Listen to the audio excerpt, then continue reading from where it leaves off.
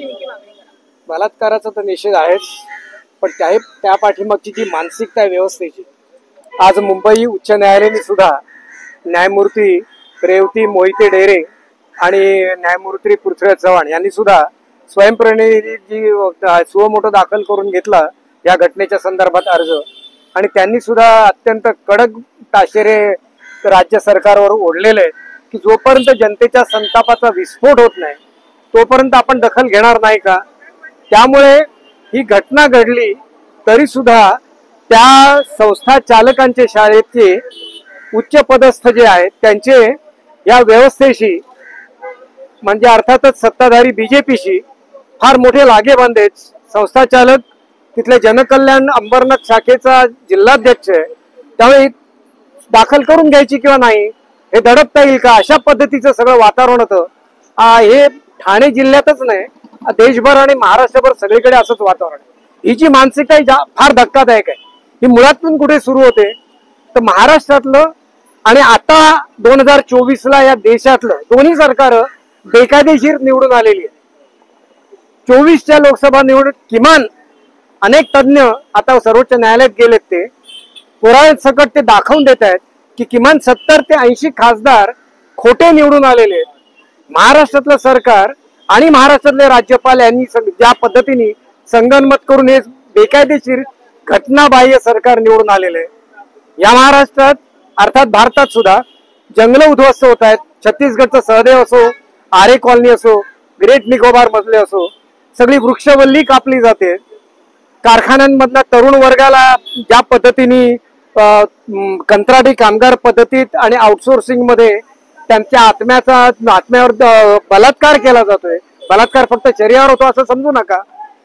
जे साथी श्रीमंत लोक ज्या पद्धतीने प्रकल्प उभारणी करताना बिल्डर लोक वगैरे ज्या पद्धतीने रहिवाशांना त्यांचा अधिवास नष्ट करतात, त्यांचे हक्क नष्ट करतायत, ही एक प्रचंड मस्ती या व्यवस्थेला आलेली.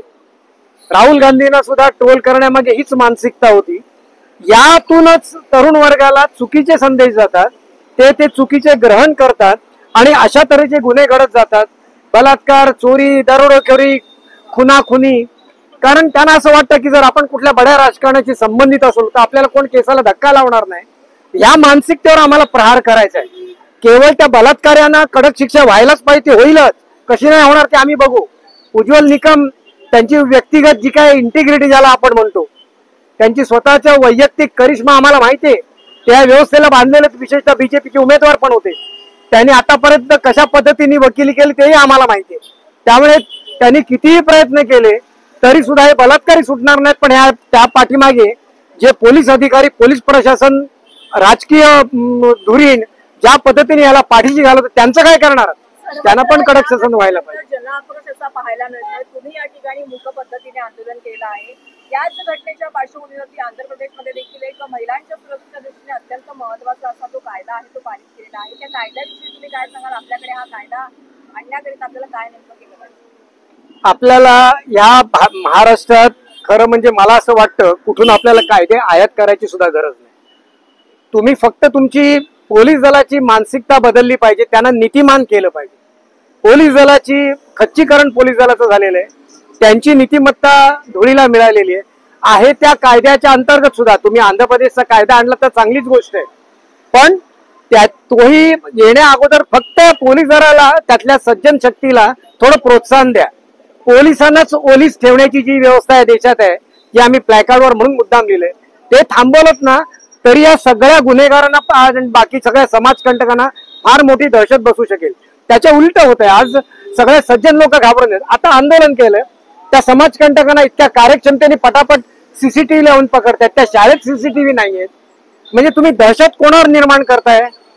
जे आंदोलक आहेत त्यांच्या संतापाचा स्वाभाविक स्फोट झाला, त्यांच्यावर दहशत निर्माण करतायत. गुंडांवर नाही दहशत निर्माण करत. या बड्या बड्या राजकारण्यांच्या, अगदी मुख्यमंत्र्यांच्या नावाने बॅनर लागले ठाण्यात, बडे बडे गुंड त्या बॅनरवर दिसत आहेत. काय संदेश देताय तुम्ही तरुण वर्गाला? शरम नाही वाटत तुम्हाला? बड्या बड्या गुंडांसोबत तुमचे बॅनर लागतायत. तर ह्या ज्या पद्धतीचे राजकारण चाललंय या महाराष्ट्राचे अत्यंत घातकी आहे. गुंडपुंडांचं हे सरकार आहे, गुंडपुंडांच्या आशीर्वादावर चाललंय आणि दहशत सामान्य जनतेवर बसवण्याचा उद्योग असेल तर तो मोडून काढला जाईल. हे गुन्हे आज यांनी दाखल खुशाल करू देत. पुढच्या 3 महिन्यात सरकार 100% बदलेल. जनता झोपलेली नाही.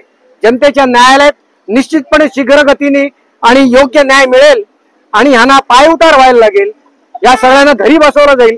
त्यावेळेला आम्ही नवीन सरकारकडनं अपेक्षा करू.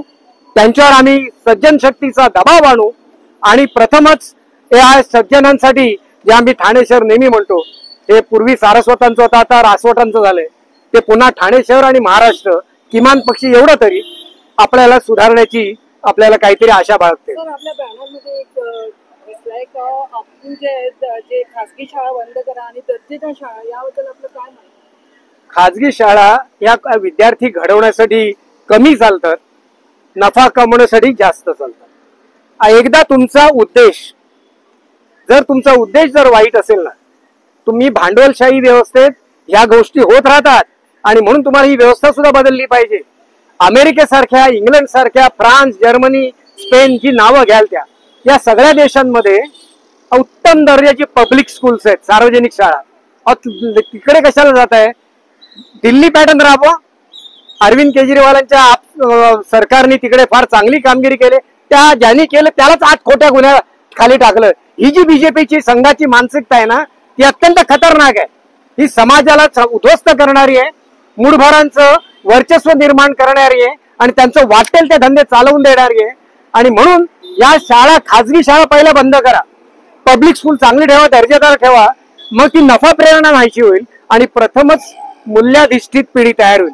मूल्य शिक्षण आता सक्तीचं केलं गेलं पाहिजे आणि जोपर्यंत ते होत नाही तोपर्यंत आम्ही सांगतोय की खाजगी शाळांमधलं एकूण एक जिथे लहान मुले शिकतात त्यांची आम्हाला धास्ती आहे. तुमचे ते भीक राहू द्या. आम्ही म्हणतोय, घोषणा देतोय की तुमच्या लाडक्या बहिणींना तुमची भीक नको, पण तुमचं बलात्कारी कुत्रा आवरा. तर जोपर्यंत ज्या शाळांमध्ये लहान मुली शिकतायत तिथल्या सगळ्या कर्मचारी, शिक्षकांसकट हे सगळ्या महिलाच असल्या पाहिजेत. सीसीटीव्ही तुमचे इथे आंदोलकांना पकडण्यासाठी नका वापरू. सीसीटीव्ही इथे लावा. हे पोलिसांना आणि इथून एकूणच व्यवस्थेला आमचं सांगणं आहे. आणि आंदोलकांवरले गुन्हे पहिले तत्काळ मागे घ्या. कोणी चुकून माकून दगडफेक केली असेल, कोणी समाजकंटक त्याच्यात असतील तर त्यांना वेगळं निवडून त्यांच्यावर जरूर गुन्हे दाखल करा. असे अनेक जण शिरतात आंदोलनात, आंदोलन बदनाम करण्यासाठी. पण ज्या जनसामान्यांचा स्वाभाविक झालाय, उच्च न्यायालय म्हणत असेल, आम्ही नाही म्हणत आहोत नुसते, आम्ही तर म्हणतोच आहोत, पण उच्च न्यायालय म्हणत असेल तर ते गंभीरपणे तुम्ही घेणार नाही का? एवढे मस्तवाल झालात तर तुमची मस्ती पुढच्या 3 महिन्यात उतरेल.